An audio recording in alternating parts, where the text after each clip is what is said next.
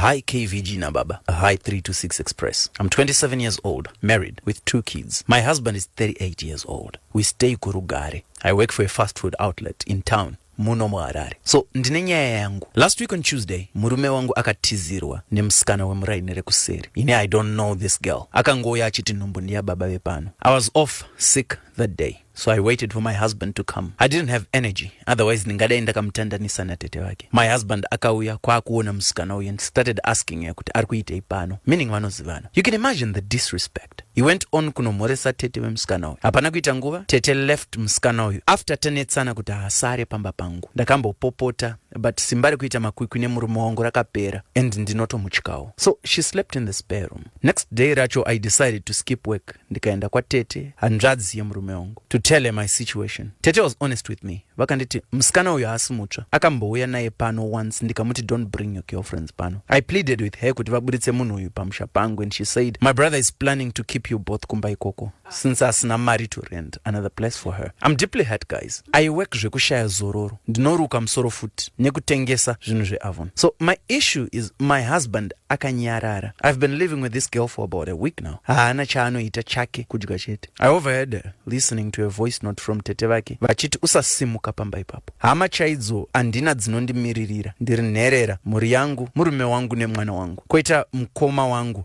ari South Africa working, and haana chaangandibatsira nacho than messages ekundisimbisa. What can I do vedare? Kodzika dzedu dzinoti zvinoita here kuti munhu atizirwe pamusha womumwe mukadzi. I feel like ndaparikwa zveginya chaizvo. Murume wangu haana chaari kutaura about this situation. Kwedu kumba akangobvisa tsvakira ikuno chete, so zvingarwadza akatora umwe mukadzi. Ndokumbirawo mazano, ndodii.